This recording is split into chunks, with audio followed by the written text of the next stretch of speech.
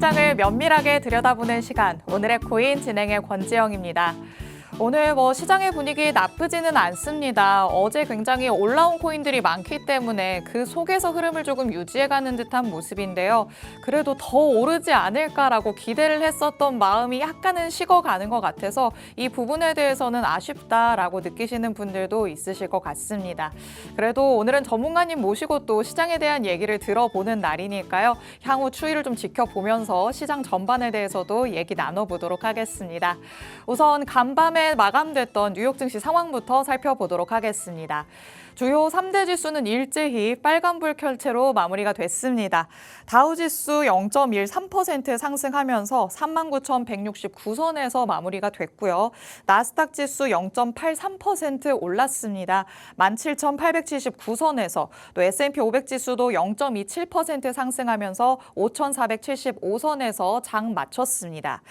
어제 장에서 장 초반에는 미국의 6월 제조업 구매 관리자 지수죠. PMI에 영향을 받았습니다. 미국 공급관리협회 ISM이 6월 제조업 PMI를 발표를 했는데요. 48.5를 기록하면서 시장의 예상치였던 49.2를 하회했고요. 지난 5월 결과치였던 48.7보다도 내려간 수치로 나타났습니다. 이 PMI는 50을 기준으로 업황이 확장인지 위축인지 이 부분을 가늠할 수 있는 지표로 알려져 있는데요. 지난달에도 50을 밑도는 수치가 나오면서 업황 위축을 시사를 했었는데 여기에 또 6월에는 이 위축의 강도가 더 강해졌다라는 결과로 나타난 겁니다. 제조업 PMI가 부진한 모습을 보였지만 이 속에서 미국의 국채 금리는 오히려 상승폭을 확대하면서 변동성을 드러냈습니다. 미국 10년물 국채 금리 어제 상승한 상태에서 현재는 그 흐름을 유지하고 있는 상황이긴 한데요. 실시간으로는 0.38% 하락하면서 아직도 4.4%대 유지하고 있습니다. 보통 채권 금리가 오르면 기술주의 매력도가 낮아지는 경향이 있기 때문에 장 초반에는 기술주 중심으로 투심이 약해지는 모습을 보이기는 했습니다. 그런데 오후부터 채권 시장과는 별개로 기업 실적에 대한 낙관론이 펼쳐지면서 이 전망에 힘입어서 매수 심리가 우세해지기 시작했습니다. 결국 트럼프 리스크 등이 있긴 하지만 그래도 일단은 이 실적에 주목을 하겠다라는 게 시장의 스탠스인 것 같은데요. 덕분에 오전장에서의 낙폭을 오후에는 다 만회한 채로 3대 지수가 장 마칠 수 있었습니다. 여기에 달러 인덱스와 골드는 약보합권에서의 움직임 보여주고 있습니다. 나란히 0.03% 하락하고 있는데요. 달러 인덱스는 105.83 기록했고요. 골드는 2,341달러 선에서의 움직임 보여주고 있습니다. 다음으로는 글로벌 시가총액 순위도 한번 확인해 보도록 하겠습니다. 이 순위 10개가 모두 오름세를 나타냈습니다. 그렇기 때문에 순위에 크게 변동은 없었지만요. 비트코인과 9위 메타 플랫폼의 격차가 400천억 달러 정도로 유지가 되고 있는 상황입니다. 그래도 비트코인이 무섭게 떨어질 때는 이 마켓캡의 격차가 벌어지는 듯한 모습을 보였다가 다시 조금씩 만회를 해나가고 있다는 거 확인하실 수 있을 것 같습니다. 계속해서 올라가면 좋겠다라는 시청자분들의 마음을 조금은 반영을 해주면 좋을 것 같습니다. 자, 마지막으로는 암호화폐 시세까지 만나보도록 하겠습니다. 어제 굉장히 올랐기 때문에 이대로 상승장이 이어지는 거 아닐까라고 기대하셨던 분들도 있을 것 같은데요. 지금은 조금 지지부진한 흐름을 보이고는 있습니다. 현재 오전 9시 기준으로 큰 움직임을 보이지는 않습니다. 비트코인이 전일 대비해서는 그래도 0.45% 상승을 하면서요. 현재는 62,903달러 선에서 마무리가 진행되고 있습니다. 63,000달러를 넘어서는 모습을 보이기도 했지만 지금 그 밑으로 살짝 내려와서 힘이 조금 꺾였나라고 생각하시는 분들도 있으실 것 같습니다. 추이는 계속해서 지켜봐야 할 것 같고요. 이더리움 같은 경우에도 전일 대비해서 0.18% 상승하면서 현재는 3,441달러 선에서의 움직임 보여주고 있습니다. 그리고 솔라나도 굉장히 크게 오르는 모습을 보였었는데 전일 이 시간 대비해서는 0.17% 내림세 보여주고 있습니다. 그래도 계속 견조한 흐름 요즘에 보여주려고 한다는 거 많은 분들이 알고 계실 것 같은데요. 솔라나의 흐름도 오늘 전문가님과 함께 세세하게 짚어보도록 하겠습니다. 자, 이렇게 오늘 암호화폐 시장 전반의 분위기부터 살펴봤습니다. 전문가님 모시고 시장에 대해서 조금 더 들여다봐야겠죠. 오즈파트너스의 퍼즈 대표님 나와주셨습니다. 대표님 어서 오세요. 네, 안녕하세요. 퍼즐입니다. 오늘도 도움되는 자료 많이 가지고 왔으니까요. 매매 전략을 세우시는데 꼭 도움이 되었으면 좋겠습니다.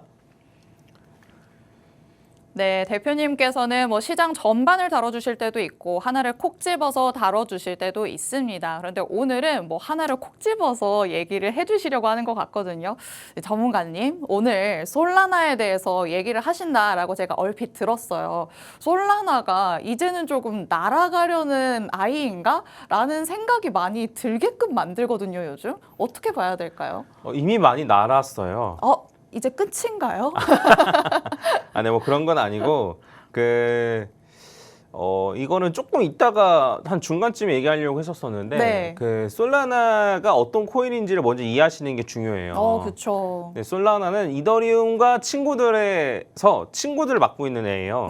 그래서 이제 이더리움 그러니까 각 코인은 특징이 있는데 비트코인은 이제 사토시가 이제 그 달러와 반대되는 개념으로 네. 만들었다라고 이제 말씀을 드렸었잖아요. 네, 맞아요. 근데 이제 이더리움은 그 블록체인이라는 기술을 활용해서 요 이더리움 위에 이제 프로그램이 돌아가게끔 네. 여기 뎁이라고 하거든요. 네. 그래서 이제 디앱이라고 하는데 그러니까 이제 이더리움 기반 위에서 코인들을 막 만드는 거예요. 토큰들을 막 만드는 거예요. 그래서 요 위에서 돌아가게끔. 네. 그래서 약간 생각해보면 C 언어나 프로그래밍 언어나 안 그러면 약간 윈도우나 약간 이런 느낌으로 생각을 하면 되거든요. 오. 네. 근데 이런 이더리움이 있고 요 이더리움의 문제점들이 그동안 있었어요. 뭐냐면 이더리움이 POW다 보니까 네. 그러니까 이제 작업 증명해서 실제로 그래픽 카드로 이제 채굴을 했었어야 됐어요. 비트코인처럼. 근데 이제 요거를 그렇게 하다 보니까 속도가 느리고 그렇죠. 수수료가 비싼 거예요. 맞아요. 그래서 이제 이더리움의 그 문제점으로 항상 지적되는 게 속도와 수수료더라고요. 맞아요. 그래서 그거를 이제 그 개발하는 사람들 입장에서는 자기네 코인을 개발하는 사람 입장에서는 테스트 한번 돌리려면 수수료가 너무 많이 들어가. 네, 그러니까 이거 좀 그런데? 라고 생각을 했는데 네. 해서 이더리움의 경쟁 코인들이 있어요. 그 코인들이 이더리움의 그 단점들을 상쇄시키면서 홍보를 했었어요. 우리 이더리움보다 빨라. 우리 이더리움보다 수수료 싸. 이런 걸 홍보해가면서 이제 했었었는데 이더리움도 이 문제를 해결하고자 POW에서 POS 바꿨어요. 그러니까 작업 증명에서 지분 증명 바꿨어요. 그래서 네. 지금 이더리움은 그래픽 카드로 못 해요. 못 캐고 이더리움을 가지고 이제 노드를 만들어야지만 할 수 있고 이제 이런 걸 스테이킹이라고 표현하기도 하는데 뭐 업비트나 이런 데서 지금 가능합니다. 네. 그래서 이렇게 이더리움 2.0이 되면서 이더리움이 속도도 빨라지고 수수료도 싸졌어요. 단점을 다 보완을 하는 쪽으로 갔네요. 네. 그러면 이제 우리가 생각해봐야 될 건 뭐냐면 이더리움 같은 경우에는 그러니까 이미 속도랑 이제 수수료를 제외하고서도 이더리움 위에서 돌아가는 애들이 굉장히 많아요. 그래서 생태계가 굉장히 탄탄하기 때문에 요 위에서 돌아가는 애들이 얼마나 많느냐가 이더리움의 곧 가치예요. 네. 그러면 이제 저희가 생각을 해볼 건 뭐냐면 이제 세 가지가 있는데 첫 번째로는 속도, 그 다음에 수수료, 그 다음에 요 위에서 얼마나 많이 돌아가는지. 그렇네요. 네, 요건데 요 얼마나 많이 돌아가는지는 이더리움이 압도적이고 그럼 다른 코인들은 속도가 빨라, 수수료가 싸 이런 걸로 가지고 했었었는데 근데 이제 그 이더리움 2.0 되면서 이게 보완됐다 그랬잖아요. 네. 그러면 이제 저희가 따져봐야 되는 거예요. 다른 코인들이 과연 이더리움 2.0에 비해서 속도가 빠를 것이냐. 그렇죠. 상대적으로 다 네. 봐야겠죠. 네네. 안 그러면 뭐 수수료가 쌀 것이냐. 이런 걸 다 저희가 체크를 해봐야 돼요. 그래서 제가 요거는 제가 예전에도 몇 번 다뤘었기 때문에 오늘 자세히 가지고 오진 않았는데 근데 어떤 코인들 같은 경우에는 이더리움 2.0보다 속도도 느리고 수수료도 비싸요. 그럼 메리트가 하나도 없는데요. 그렇죠. 네. 그런 코인들도 있다라는 거예요. 근데 솔라나 같은 경우에는 무조건 장점이 하나가 있어요. 빠른 속도. 네. 속도가 압도적으로 빨라요. 오. 알고 계시네요, 그래도. 그래도 공부 열심히 하고 있습니다. 네. 얘네 솔라나가 이제 우리가 이 정도 속도를 낼 수 있습니다라고 했던 것보다는 좀 속도가 그래도 많이 느리긴 한데 그 느린 속도도 이더리움 2.0에 비하면 엄청나게 빨라요. 네, 그래서 솔라나 같은 경우에는 어쨌든 속도 하나만큼은 이더리움을 앞서 나간다, 무조건. 어떤 일이 있어도 이더리움보다 빠르다. 이런 거고 다만 솔라나의 좀 약점이라고 볼 수 있는 거는 다운이라고 해야 될까요? 약간 가끔씩 이게 망가져요. 갑자기 멈춰버리는 상황이군요. 네, 그래서 그런 것만 일어나지 않으면 한 1년 정도 괜찮았다가 최근 들어서 한 몇 달 전에 한번 그런 일들이 있었거든요. 그래서 이런 것만 생기지 않으면 솔라나는 어쨌든 강점을 계속 가지고 나갈 수가 있다. 네. 그래서 이더리움 말고 이더리움의 친구들 해가지고 뭐 사실 에이다, 뭐 또 뭐가 있을까? 아발란체, 뭐 체인링크 뭐 이런 애들 다 그런 애들이거든요. 네, 근데 어쨌든 이더리움보다 좀 특장점을 가지는 애들이 그나마 좀 살아남은 거고 그러지 못한 애들은 지금 다 사실 시총이 많이 낮아져 있어요. 뭐 이오스라던가 안 그러면 그 퀀텀이라던가 뭐 이런 애들은 다 이제 시총이 낮아져 있거든요. 그래서 제가 말하고 싶은 건 뭐냐면 오늘 제가 이제 기사나 이런 걸 좀 가지고 왔는데 솔라나 본질에 좀 집중할 필요가 있다. 어쨌든 솔라나는 이더리움 2.0에 비해서 속도는 빠르다. 네, 그래서 요거에 대한 공부를 어느 정도 하셨더라면 어떤 악재가 나오거나 뭐 호재가 나오거나 이런 거 상관없이 좀 꾸준히 가져갈 수 있을 만한 코인이 아닌가라는 얘기를 저는 좀 해드리는 겁니다. 그래서 요거를 좀 잘 한번 고민 한번 해보시고 네. 제가 이제 오늘 갖고 온 거 뭐냐면 그 일주일 전에 이제 솔라나가 가격이 떨어질 때 근데 솔라나만 떨어진 것도 아니었어요. 비트코인도 떨어지고 다른 것도 다 떨어졌는데 맞아요. 솔라나가 떨어졌는데 갑자기 이제 그 인플루언서라고 크립토 인플루언서라고 저는 누군지 모르겠습니다. 저 한번 들어본 적 없는데 X에서는 자칭 이제 인플루언서라고 하는 애들이 많아요. 근데 걔가 갑자기 솔라나가 어떤 조사가 진행 중이다. 그래서 이거는 큰 사건이고 곧 공개될 거라는 얘기를 들었어. 어허. 라고 하니까 댓글로 막 물어보겠죠. 뭔데? 그랬더니 얘가 뭐라 그랬냐면 나도 잘 몰라. 네, 나도 잘 모르는데 소문이 사실이라면 기도하는 게 좋겠다. 이렇게 얘기한 거예요. 그래서 저 이걸 보고 와 이게 완벽한 루머 양산의 현상 아닙니까? 그러니까 우리나라나 만약에 주식으로 그랬으면 잡혀갑니다. 예, 무조건. 네, 이제 뭐 잡혀가요. 네. 안 그러면 요 솔라나가 회사였다면 솔라나라는 회사에서 아마 소송을 걸던가 했었을 그러게요. 거예요. 명예훼손 이런 그러니까 걸로요. 말도 안 되는 거예요. 말도 안 되는 거. 그래서 아니 그러니까 하다못해 뭐가 있다고 하더라도 이렇게 얘기하는 게 어디 있어요? 나도 나 들었는데 기도하는 게 좋을 걸? 이게 어디 있습니까? 네, 그래서 이런 것 때문에 지금 뭐 뉴스가 어쩐하느니 뭐 퍼즈님 이거 손절해야 되는 건가요? 말아야 되는 건가? 이런 거를 댓글을 다신 분들 많이 없었어요. 많이 없었는데.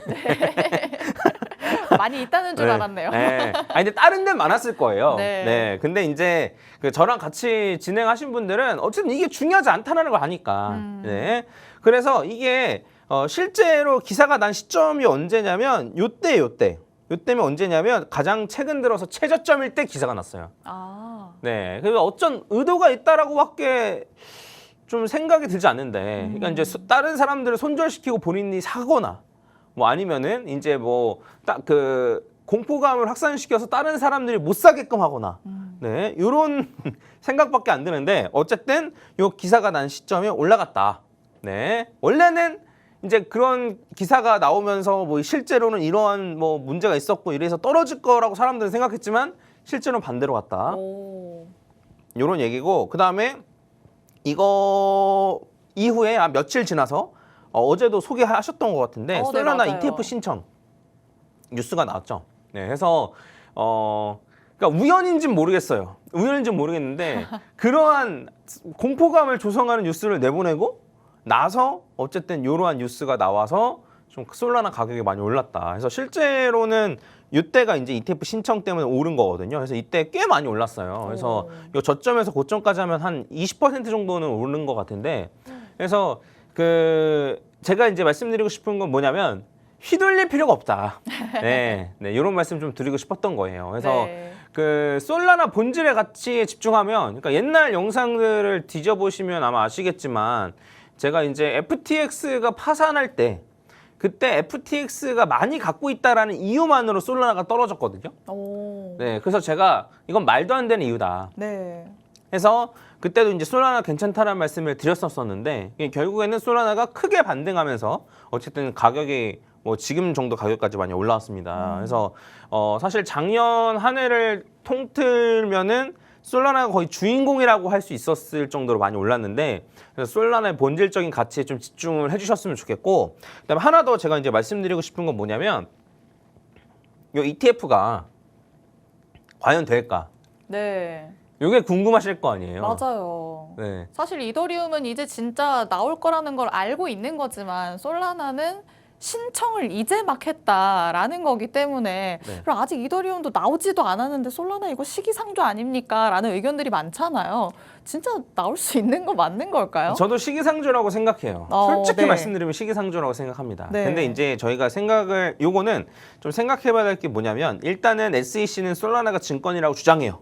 네, 그래서 당장에 승인되기는 좀 어렵지 않을까. 네. 저는 이번 불장에도 조금 어렵지 않을까라는 생각이 좀 있습니다. 그리고 이더리움이 승인되고 난 이후에 생각해도 늦지 않다라고 생각을 하고, 다만 어쨌든 바네크가 바보는 아닐 거 아니에요. 그렇죠. 네. 그래서 어쨌든 수요가 있으니까 이 상품을 내면은 우리가 수수료를 뜯어먹을 수 있겠다라고 생각을 하니까 이 상품을 신청한 걸 거 아니에요. 네. 그래서 그런 측면에서는 어쨌든 요 솔라나를 투자하고 싶어하는 뭐 회사나 뭐 기관들이나 안 그러면 이제 코인 거래소를 믿지 못하는 주식만 하시는 그런 개미나 이런 사람들이 많다라는 거를 봤을 때는 그래도 호재라고 생각을 해볼 수 있고, 그 솔라나가 이제 ETF 승인되는 거 핵심은 뭐냐면 네. 결국엔 스테이킹이에요. 오, 이름부터 어려운 스테이킹. 네, 이 스테이킹이 딴 게 아니고 아까 전에 이더리움을 채굴하려면 노드를 만들어야 된다 그랬잖아요. 네. 그게 스테이킹이거든요. 그러니까 이제 예치를 하면 이자처럼 주는 거예요. 그러니까 그게 채굴이에요. POS 코인들은 네. 지분 증명 코인들은 이제 그게 이제 채굴을 하는 방식인데, 이더리움 같은 경우에도 이제 요 채굴되는 걸 어떻게 할 거냐.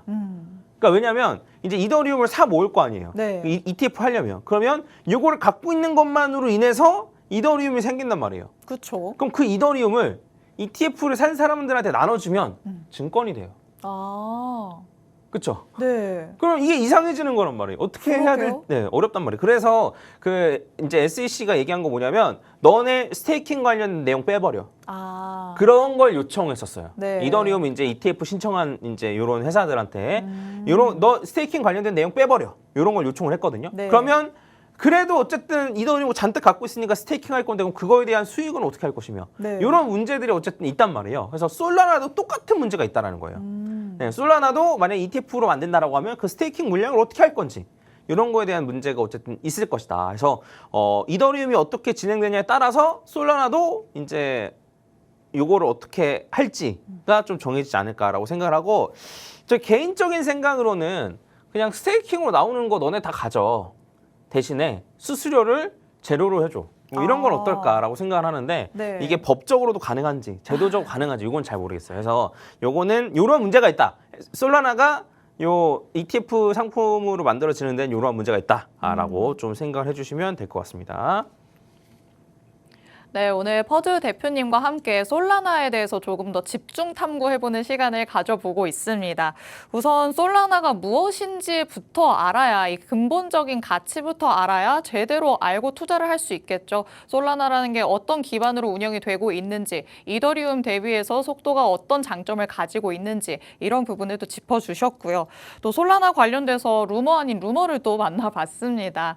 이 X상에서 그래도 이 인플루언서로 유명한 분이 솔라나에 관한 언급을 하면서 갑자기 조금 사람들이 관심을 가졌는데요. 오히려 가격은 내려가지 않고 올라가는 모습을 보였습니다. 또 시기적으로 봤을 때 솔라나의 현물 ETF 관련된 뉴스가 나올 때와 이 루머 양산 시기가 겹치는 모습을 보였죠. 오히려 가격 하락을 주도하는 세력이 아니었을까라는 의견들도 나오고 있는 상황이다라는 것 짚어주셨습니다. 그렇다면 대표님이 솔라나에 대해서 이제 우리 시청하시는 분들은 그러면 이제 현물 ETF라는 재료도 나왔고 앞으로 더 갈 것이냐, 아니면은 지지부진하다가 다시 또 떨어질 것이냐, 이런 가격 흐름에 대해서도 궁금해하실 것 같거든요. 그 단기적으로는 사실 잘 모르죠. 단기적으로는 그쵸. 비트코인 움직임을 따라갈 수밖에 없어요. 오. 네, 근데 제가 이제 솔라나 가격에 대해서 예측하고 있는 거에 대해서 잠깐 말씀드리면은, 네. 자, 이거는 일단 비트코인 차트인데 이제 코인은 그 이제 길게 보면 두 가지 패턴을 가져요. 뭐냐면 첫 번째는 고점을 갱신해요. 이렇게 지난번 고점 이게 2018년이거든요. 그래서 고점을 갱신을 하고 비트코인이 이미 여기까지 왔어요. 네. 그래서 저는 이번에도 비트코인이 한 번 더 갱신하면서 올라갈 것 같다는 거예요. 오. 그러니까 떨어졌다 올라갈지 지금 올라갈지 모르겠지만 네. 한 번 더 갱신해서 이렇게 갈 것 같다는 거예요. 그리고 이더리움도 고점을 지난번에 갱신했어요. 오. 그 이더리움은 여기까지 왔거든요. 네. 근데 이제 비트코인 같은 경우는 지금 여기까지 온 건데, 그쵸. 여기까지 온 건데, 근데 이더리움도 여기까지 왔기 때문에 비트코인이 그렇게 올라가면 얘도 이렇게 올라가지 않을까라고 오. 생각을 하는 겁니다. 네. 네. 근데 이제 반면에 이런 코인도 있어요. 리플인데 아하. 리플 같은 경우는 고점을 낮췄죠. 그렇네요. 대부분의 코인들이 이래요. 리플만 이런 게 아니에요. 그리고 지금 이런 상태에 와 있으니까 리플은 제 생각에는 그래도 한 5,000원까지는 갈 것 같은데 여기까지는 갈 것 같은데 과연 요 고점을 갱신할 수 있을까? 라는 생각이 있는 거죠. 네. 요 두 가지 패턴 안에 다 들어가요. 고점을 갱신하는 코인, 고점을 갱신하지 못하는 코인. 그래서 물려도 비트의 물리라는 게 비트는 계속 고점을 갱신하기 때문이에요. 그러면 솔라나를 봤을 때 솔라나가 어떨 것 같은지를 보면 솔라나는 만들어진 지 얼마 안 됐기 때문에 네. 고점을 계속 갱신하는지 몰라요. 아직 패턴이 형성이 네네. 안 됐군요. 네. 근데 여기가 지난번 고점이었는데 이미 여기까지 올랐잖아요. 그렇네요. 그래서 요번 불장에 이제 비트코인이 한 번 더 고점 갱신해서 올라가면 솔라나도 고점을 갱신해서 올라가지 않을까?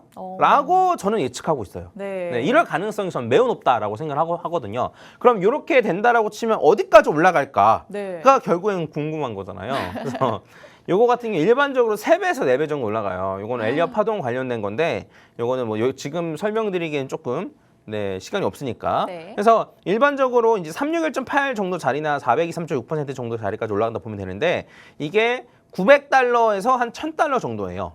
그래서 저는 요번 불장에 한 100만 원을 무조건 넘어가지 않을까. 라고 생각을 하고 그럼 언제 이게 오냐라고 하면은 이게 봉하나가 한 달이거든요. 그래서 네. 올해는 힘들고 내년이나 돼야지.